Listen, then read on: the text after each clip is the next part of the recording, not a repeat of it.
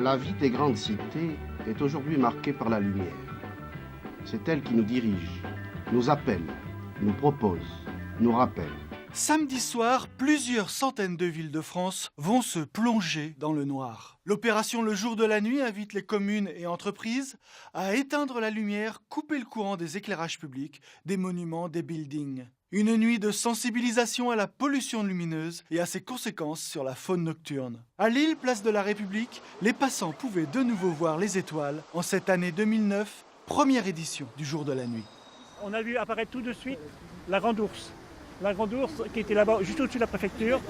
Et on voit également l'étoile polaire qui était là-haut. Cette reconquête de la nuit est un mouvement très récent, à contre-courant d'une politique d'éclairage menée depuis 400 ans et Louis XIV, destinée à rendre la ville plus sûre, plus accueillante.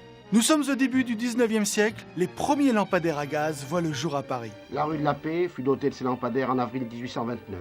10 ans plus tard, il y avait à Paris 1162 becs de gaz. Les grands boulevards en bénéficiaient en 1857. Ce fut un triomphe. Puis la capitale s'illumine à l'électricité, d'autres villes suivent, c'est le signe du progrès. Que d'efforts ont été accomplis et sont encore fournis depuis l'invention jusqu'à la réalisation et les recherches de perfectionnement pour doter les agglomérations urbaines d'un éclairage répondant aux exigences de la vie moderne et conforme au développement dû aux progrès techniques, économiques et sociaux. Et le business est florissant. Oui, c'est prospère, il y a de la demande. Il y a actuellement des nouvelles lampes. Il y a la lampe à incandescence, la lampe à vapeur de mercure, la lampe au sodium basse pression, la lampe au sodium haute pression, qui est actuellement une des dernières lampes sorties. Mais déjà dans les années 60, certains s'interrogent sur ce gaspillage. Les becs de gaz ont disparu.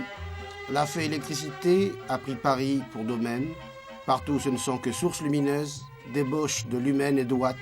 La publicité lumineuse est partout, colorée, animée, envahissante.